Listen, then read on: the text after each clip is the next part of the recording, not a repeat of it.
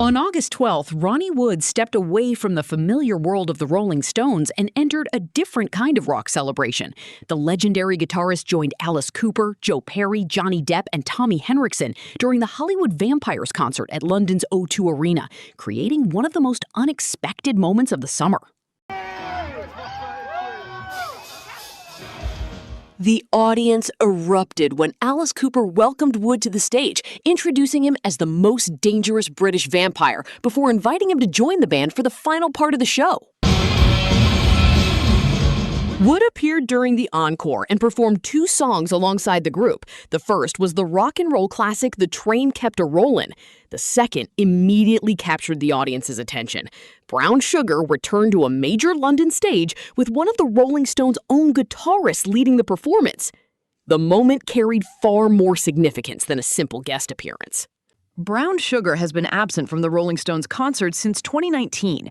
The band decided not to include the song in its 2021 No Filter tour after years of renewed debate surrounding the track's controversial lyrics. For decades, Brown Sugar had been one of the band's most recognizable live songs. Since its release in 1971, it had become a staple of Rolling Stones concerts and one of their most frequently performed tracks. Its unforgettable guitar riff and powerful rhythm helped turn it into one of the defining songs of classic rock.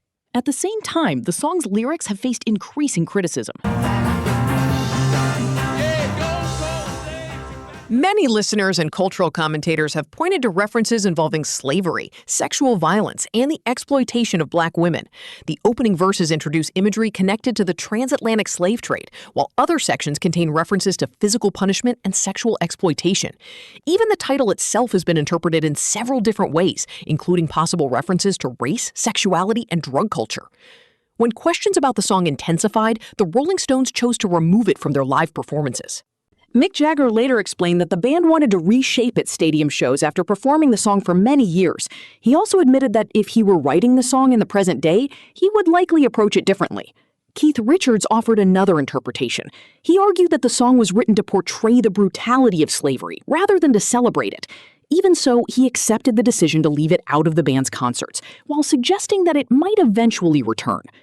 That background made Ronnie Wood's appearance with the Hollywood Vampires especially fascinating.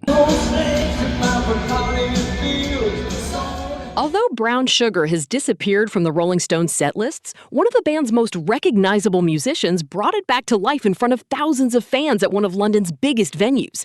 The performance did not signal the song's return to the Stones' catalog, but it did give audiences a rare opportunity to hear it again in a completely different setting. The appearance also highlighted Wood's ongoing relationship with the Hollywood Vampires. The band's history stretches back to the 1970s, when Alice Cooper formed an informal drinking club at the famous Rainbow Bar and Grill in West Hollywood. The private gathering became a meeting place for some of rock music's biggest personalities, including Keith Moon, John Lennon, Ringo Starr, Harry Nilsson, Mickey Dolenz, and Bernie Taupin. Decades later, Cooper revived the Hollywood Vampires name and transformed it into a full-scale musical project alongside Joe Perry and Johnny Depp. Their debut album arrived in 2015 and featured an impressive lineup of guest musicians, including Paul McCartney, Dave Grohl, and Slash.